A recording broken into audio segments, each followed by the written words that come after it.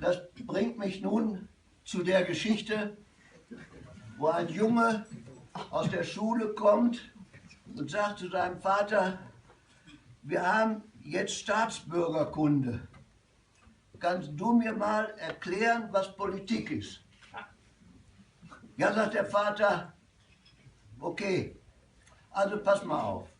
Ich bringe das Geld mit nach Hause, ich bin das Kapital. Deine Mutter verwaltet das Geld und gibt es auch wieder aus. Deine Mutter ist die Regierung.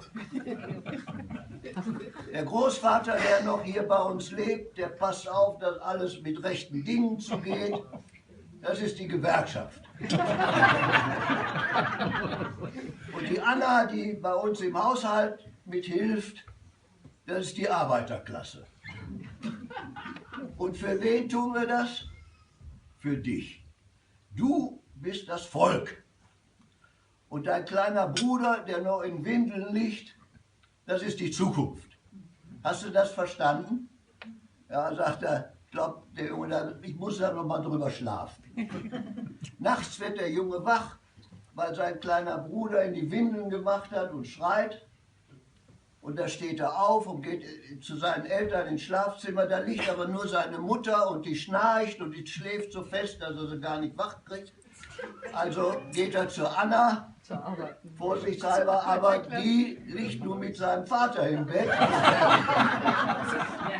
Und der Großvater guckt von draußen noch durchs Fenster zu. Da hat er die Nase voll und geht wieder ins Bett und legt sich hin.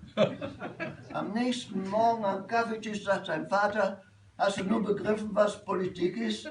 Sagt er, ja, das habe ich jetzt begriffen. Also, das Kapital missbraucht die Arbeiterklasse, die Gewerkschaft schaut zu und die Regierung schläft.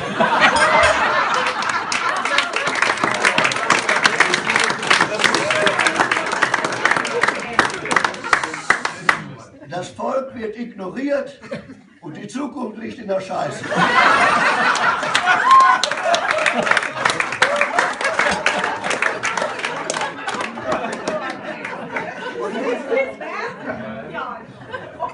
Und nun wünsche ich allen noch eine schöne Adventszeit. Alles Gute zum neuen Jahr und ich freue mich auf einen schönen Abend mit euch.